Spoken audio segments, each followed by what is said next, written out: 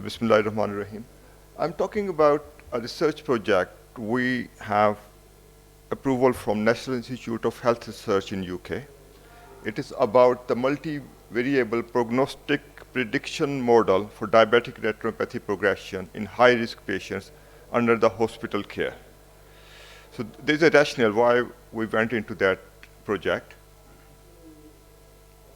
Because there's a very robust screening program for diabetic retinopathy in UK, probably the best in the world.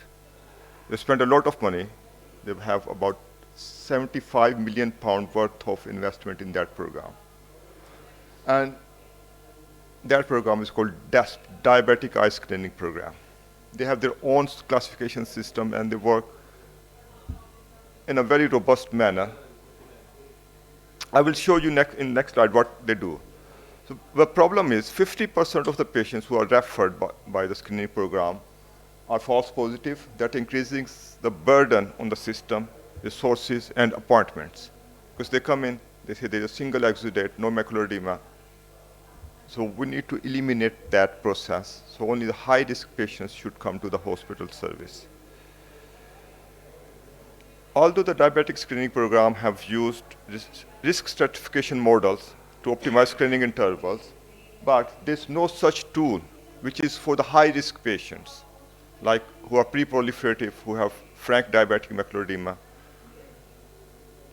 So aim is to develop a prognostic prediction model and test its performance in a secondary care setting to ensure it performs adequately in predicting the risk of need for the treatment or vision loss from diabetic retinopathy.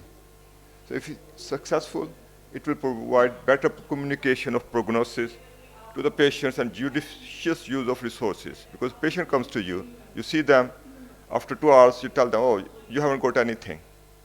So there should be a robust model how we can eliminate that bias. So this is how the screening program works in UK. They have 3 grades, R0, R1, R2, R3. So basically, the low-risk patients are R1. They have screening from age 12 to whatever. For children, it's a different system. And for pregnancy, they have their own program. They have surveillance. I talked about it yesterday, how we'll look after patients who are pregnant and they are diabetic or develop gestational diabetes. And high risk are R3, like have pre-proliferative diabetic retinopathy, who will need laser. People give anti-VEGF as well, and basically macular edema. So interventions are lasers, intravitreal steroids, anti-VEGF, and vitrectomy, low vision aids, and other things. But there is a sort of overlap called digital surveillance. No OCT is involved at the moment, but some units are using it. And they remain in the screening program. They don't come to the hospital. So the aim is to reduce the numbers of patients who are coming to the hospital service. So this is a prognostic prediction model. So patient is in a health state. So we're looking at the predictors, which are patient characteristic, disease characteristic, imaging tests, laboratory tests, and others. So these are longitudinal relationships between these things. And we'll be looking at the retrospective data of thousands of patients in 3 or 4 units at the moment. So steps involved are the literature review, identify the candidate predictors, development of internal validation like in any research, then go for external validation, and develop the final model. So there was a paper written by my colleagues Salman and Sajjad Haider, and it was published in 2019 in iJournal. They did the systemic review of the literature and found out. Systemic review looked into the predictability of and applicability of existing models. And they assessed for quality using criteria specified by ProBest and CHARMS checklist. So total of 14 models all over the world in the English literatures were identified, but they were looking at the low-risk patients. But that's why they had high-risk bias. Because if the bias is low, that is more predictable and more valid for any patient group. So only 3 models out of 14 were good enough to be applied to high-risk patients. But they had too many predictors. We have tried to cut it down to very, very acceptable number. And this is what I will show. So another paper was written a year later, looked at the nominal group technique and evidence review. So I will show you how we did that. There was systemic review of 78 papers, and nominal group technique was used with voting and new predictors. Because what happens is, like in my trust, the team came from Birmingham University Research Department, 10 consultants sitting there. They looked at what should be the predictors. And we discussed about each and every point. Few were readily acceptable, few were not. And this is how the predictor model was developed to have final 19 predictors. And it has been done in 3-4 different centers. And this model will be based on that. So the initial predictors list was obtained from systematic review, clinical expert opinion using a nominal group technique, and finally, there's no pointer, unfortunately. A final set of 19 clinically meaningful predictors of diabetic retinopathy prognosis were identified. I'll see if, no, it's too bright, sorry.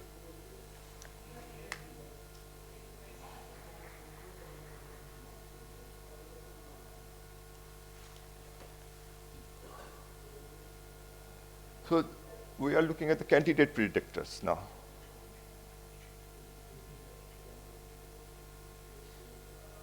So 19 predictors were found. There were ocular features, presence and absence of diabetic retinopathy, proliferative diabetic retinopathy, pre-proliferative diabetic retinopathy, visual acuity score. Because it may not match. People may have very severe proliferative diabetic retinopathy with good vision of 6/6. And they may be having a lot of other things, like may have cataract, which may have reduced their diabetic retinopathy status, which may not be what we call gradable. That is another thing to look at. And then they look at the socio-demographic things, because that is becoming very important now. In this era, especially immigrant population in underprivileged areas in UK, they are dependent on takeaways. And you know, all these pakoras and samosas, they have high calories. It's easy. Both parents are working. They will take something from the takeaway for their children, and they're making them obese. And it is happening everywhere. In our population, everybody is looking after KFC, McDonald's. Children are hooked to that, and that is destroying the fabric of our population's socioeconomic growth. So social deprivation score is one which is very, very important. If somebody can't afford good quality food, they are at higher risk of developing diabetic retinopathy and their progression in that matter. Also, type 1 diabetic, we know they have more chances of developing proliferative diabetic retinopathy. And duration is one thing which is always there. More than 10 years of diabetic retinopathy, they will have more issues. And then we looked at the biochemical parameters. Hemoglobin A1C is very, very important. We all look at that. Now, Professor Hamad was telling me he requests his diabetic patients to bring their HbA1c before he will operate on them, because that gives us idea over the last 3 months to 6 months what their diabetic control was. Just one off is not so good. And we're going into that direction. EGFR, that is also very good, because we have a lot of renal pathology now. I have my own example. I'm going to see my brother tomorrow. He had second renal transplant in Islamabad. My father was on dialysis. My sister passed away 3 months ago because she had renal failure. Even in people who are in middle class, they have all these problems, but age factor is there as well. So I'm sensitive to all those things, and serum cholesterol. So much important. I saw a gentleman, 30-year-old Albanian, very thick arcus precinalis, requested his lipid profile, it was high. Otherwise normal, just a bit of astigmatism. And referred to my colleague next door, cardiologist. He said, what can I do? Shall I start him on statins? Only big risk factor was smoking, chain smoker. I frightened him to death. You will be dying within 10 years because of cardiac problem. You can have stroke or whatever. So these are the things we need to talk to the patients.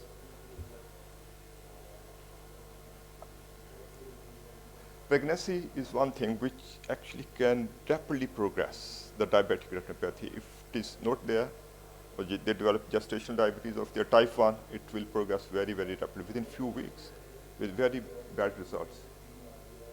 And another group is frequent DNA. We talk about quality of life because it happens in working age group.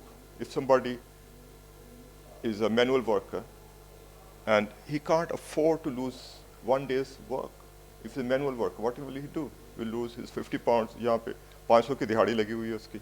They can't afford to come to the clinics. That means you have a robust program, you're calling them to visit you, but they can't come. Because for them it is more important to feed their kids. So these are the 19 predictors which we identified through nominal group technique, and that research is ongoing. Issue is any research you do, there's so much of paperwork. It takes almost 2 years to get it done. Although we'll be looking at the retrospective patient data, which is available to 4 hospital trusts. And some of them won't allow us to use the data because data security is a big issue. It's everywhere. There's good practice, and they say you can't do this. It has to be anonymous data or whatever. So maybe in Pakistan we may find it easier to do this kind of research. And if anybody is willing to come into that domain, we'll be happy to support on that. So that was the predictor model. Then we're looking at the internal validation. So there's a data called thin database, health improvement network, and they look at the patient data in that category, looked at all type 1 and type 2 diabetics. And more important, just now finished artificial intelligence session, Rehman Siddiqui was there, and we were emphasizing the artificial intelligence cameras who can identify diabetes properly and also predict which is a referable diabetic retinopathy. We have diabetic macular edema, proliferative or pre-proliferative diabetic retinopathy, so they can be seen quickly and managed instead of lingering on. Identify those who are at very high risk and start treating them first instead of maybe just normal. So the equations were developed by the programmers. They looked at different criteria. It's very complex. I won't go into detail of that. So the outcome was how the diabetic retinopathy progresses, which may require treatment at any stage, or they are likely to lose vision, or they have come with visual loss. People may come with vitreous hemorrhage. They may never know they were diabetic. So all these things will be part of the prediction model. So of that data, about 13,700 patients were identified, and they were assigned to the model development cohort database. So model showed good performance with slight underreporting. And this was how it was identified for different grades, R2 and M1, based on diabetic retinopathy screening program in UK. It's not applicable anywhere else. And the calibration plot was drawn on that basis. And then it's ongoing process of external validation, because we can't predict it or model it to all the other population unless we have identified it externally. It's an ongoing process. So mixed methods will be used. As I mentioned earlier, patients who are age 12 onwards with referable diabetic retinopathy, R2, R3, and M1. And if they had any outcome of retinopathy treatment, laser injections, steroid, or vision loss. And then predictive performance will be assessed using measures of discrimination and calibration plots and multiple time points up to 2 years. So objective is to measure the model's performance in hospital-based diabetic retinopathy population, looking for ways to improve its performance and determine its net clinical benefit to patients and providers. So this model presentation will be user-friendly nomogram incorporated within an electronic health record system. They are in use in Pakistan. A lot of people are using it.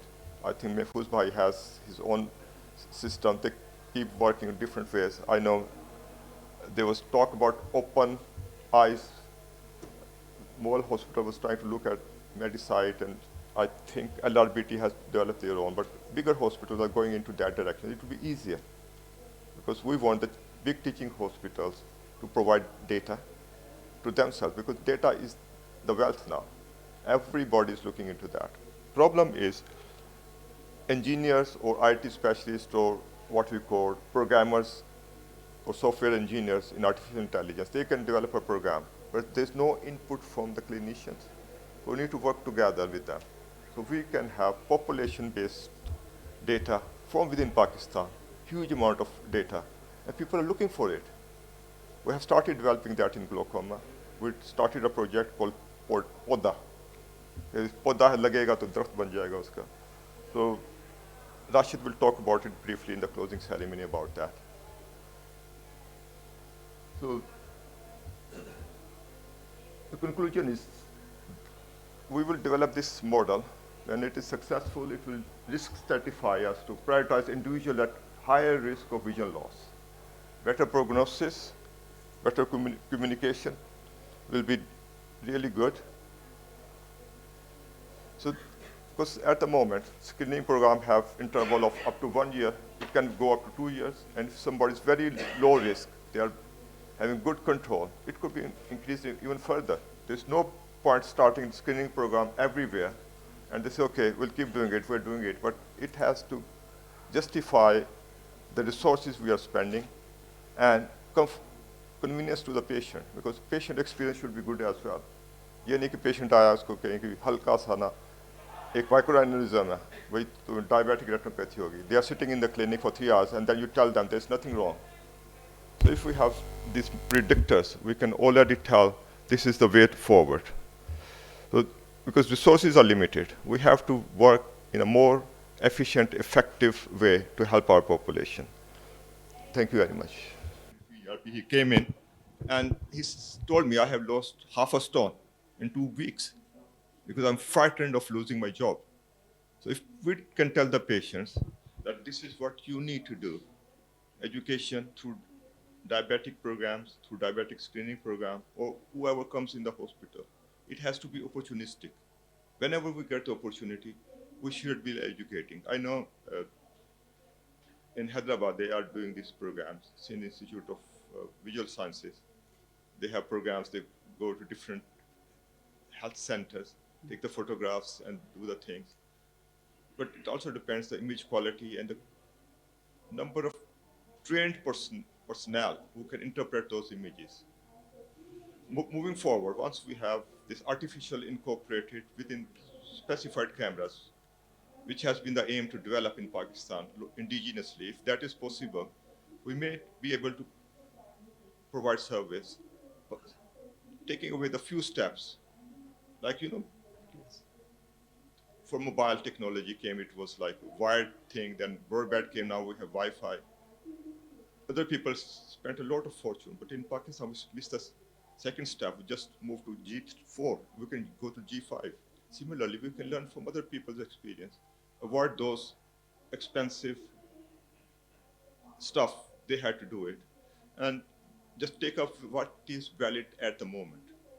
So it is doable. I think we don't have to do each and and every they are thing, doing in which other India. people have done. Yes, But they are doing in India. yeah, Too India, much. I think It's much better.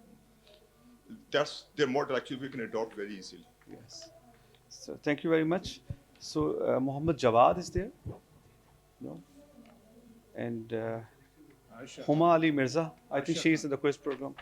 Aisha Khan, please, for again for diabetic retinopathy, VEGF, and genetic association.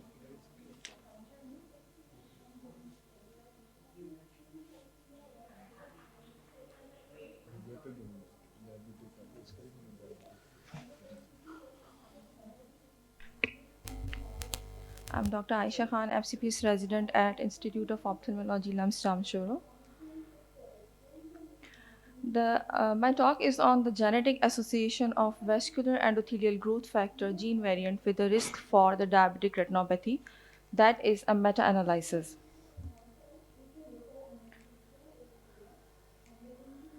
According to the International Diabetes Federation, it is estimated that About 537 million people they are living with the diabetes nowadays.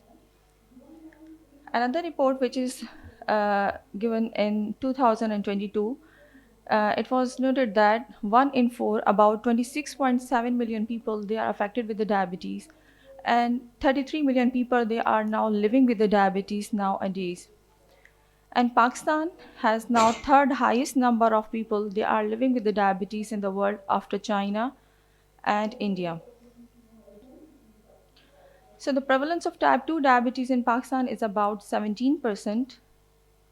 And there are certain risk factors which are responsible for the diabetic retinopathy. The family history, which have the strong genetic predisposition, hypertension, obesity, oxidative stress due to unhealthy lifestyle, abnormal lipid profile, and age greater than 40. Basically, the aim of our study was to assess the significance of VEGF polymorphism in the pathogenesis of the diabetic retinopathy. Hence, this meta-analysis was conducted with the aim to evaluate the outcome of the recent 6-year studies regarding the association of the VEGF genetic variants with the pathogenicity of the diabetic retinopathy.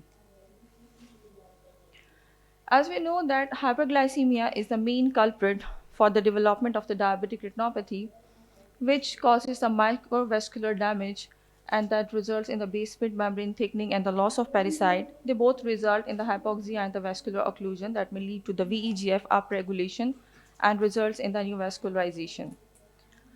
Uh, Inflammation also play a key role in the development of the diabetic retinopathy. The leukostasis, which start initially, and then when the duration of diabetes increases, the endothelial count cell loss increases, and that results in the breaks in the blood-retinal barrier, and that causes the VEGF upregulation, results in the neovascularization. The pathogenesis of the diabetic retinopathy is multifactorial. That is not only depend on these factors, but it have also a genetic association. The gene which is encoded basically that present on the chromosome number 6 at position 21. Methodology. This was a case control study which is conducted at the Kibji Institute of Karachi, and in which we have taken about 178 cases and 180 control, and the blood sample was taken from the diabetic patient with retinopathy and the non-diabetic patient without retinopathy. And then the DNA isolation was done by the salting out method.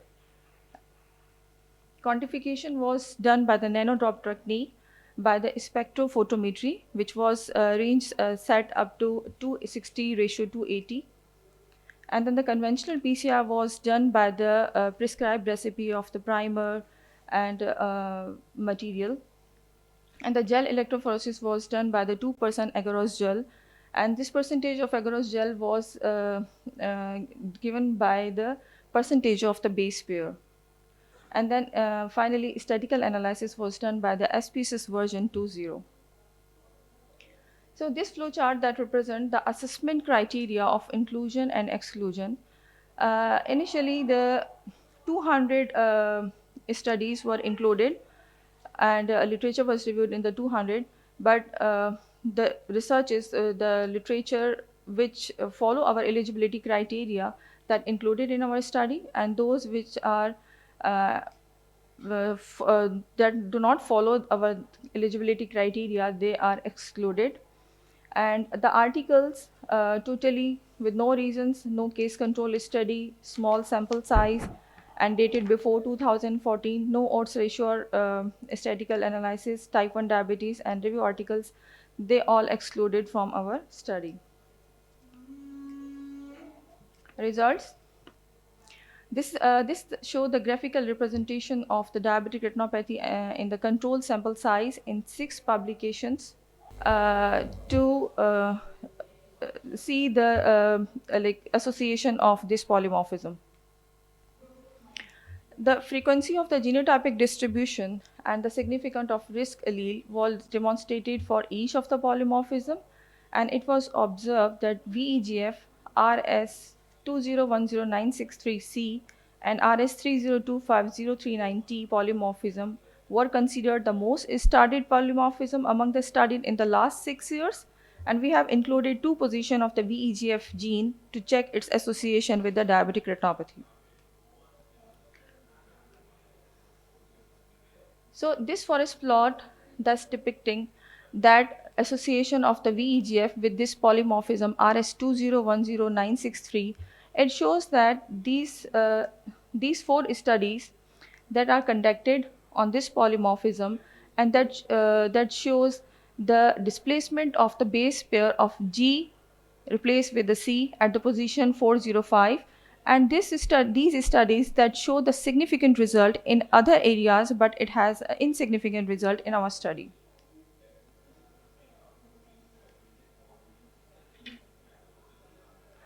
This another polymorphism which is present at 936 position RS3025039, it show the replacement of C to T, and this polymorphism were studied in these three studies, and it shows the insignificant result in other areas, but in our Asian population it have a significant role for the development of the diabetic retinopathy. So conclusion, this meta-analysis demonstrates and validates the significant association of the VEGF RS3025039 polymorphism with a higher susceptibility of the diabetic retinopathy. And there are possibilities of linkage disequilibrium among the VEGF polymorphism, and the further genetic analysis on the large population scale are needed. Thank you very much. Thank you, Aisha. But there's one factor that can change or that can modulate the genes itself, that is exercise. I think we must teach patients that apart from that, something genetic has a role, but epigenetics has an 80% role in diabetic retinopathy. And the secondly, exercise is the only thing that can modulate even genes. That has been proven in US studies. Thank you very much. And any other presenter? That if you have got 1,000 diabetics, don't do the screening on all of them. Do it on the one who has got those SNPs. So the whole thing will change over a decade or so. I mean, I'm aware of that screening thing because I worked in UK for quite some time. Everything, yeah. But I'm talking in respect of diabetes because we are working on diabetic patients. So these SNPs, soon people will realize, and when the facilities will develop all over the world, that not every what I think what will happen in the future, you see a new diabetic patient, you do their genetic workout and see, look, this patient is likely to develop diabetic retinopathy, to keep him on review and leave the other three. So I'm thinking that's going to happen, not very soon, but surely that will happen, and the whole screening programs will change accordingly then. Pakistan can take a lead, like you're doing a project. So this is ongoing for 4 years. We have realized from the paper that Sajjad had. Sajjad is a retired consultant of ophthalmology. He's a diabetic himself. He runs a charity hospital in Chhatwal in the last 15 years. Mother's name. And after retiring, he started doing his PhD. That's where he started developing this model. But his research, he can only change the protocol. Even in later stages, we want to include this one as well. So if we include Aisha's ideas can be taken that, because I don't know what all in the last couple of years. Maybe Sajjad has done some months work, and it can be really interesting. This is the unit of Pakistan. Maybe we can do some sort of different protocol, incorporating this what has been done there, quickly come in genetic way, and that will validate it even more. It has come to meta-analysis program which has done it, and maybe you can Actually, they are genetic studies mostly coming from China because they can afford it. I mean, we in Pakistan, we can hardly afford doing 200 patients or 300 patients. I mean, I could only do it 200 patients because I couldn't afford doing any more. And Aisha has done very few patients. And if you see the studies from the China, they are on 10,000, 20,000, 25,000 patients. So I think this thing will come from China because they've got the basic structure to do the testing. But what I'm saying as a whole, that in the whole world, at the moment you have got diabetic screening services. I'm not only talking about the UK, throughout the Western world. But I'm predicting is that all these thing will change once the genetic things develops. 40% or 50% of false positives is not worth the money. But you can predict it. I have attended their meeting. People who started test program. They are very reluctant to change anything. It took them 6 years to change from what we call R3 to two ways, R3S and R3A. R3S means stable nephropathy after laser treatment. This is all that. They have adequate data that I to keep seeing them every 4 months, 6 months. Somebody is active, see that. Not within 4 weeks, it will be more time. And then again we can divide it into R3A with D, we have NVD or NVE. The NVE can take it longer to develop this kind of can see them in 10 weeks. Others could be seen within 4 weeks and start treating it the same thing. So things have to change. Yes. But It will there is acceptability. But good thing is, over the years, people who are well trained, they are looking forward how we can do the things in our own population. Data is there, it's just channelizing the energy. We know resources are limited. People like Mahfouz, they are sometimes spending from their own pocket just to get it started and hoping that other resources will be available later on. I think that should be changed because there was a paper here that a presenter is not there because I think he's in quiz program. But I think there's acute endophthalmitis after intravitreal injections. There's a recent episode of more than 200 patients of endophthalmitis after anti-VEGF injections in Lahore.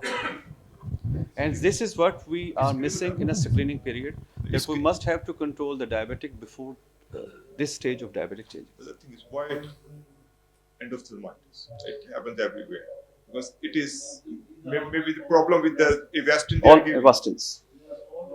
Avastins. Yeah, because but people should realize.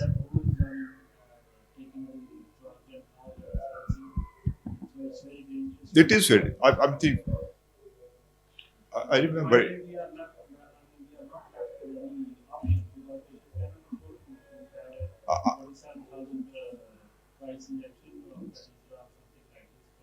But that is different. But if you lose the eye,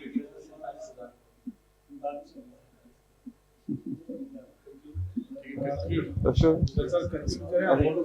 Thank you very much.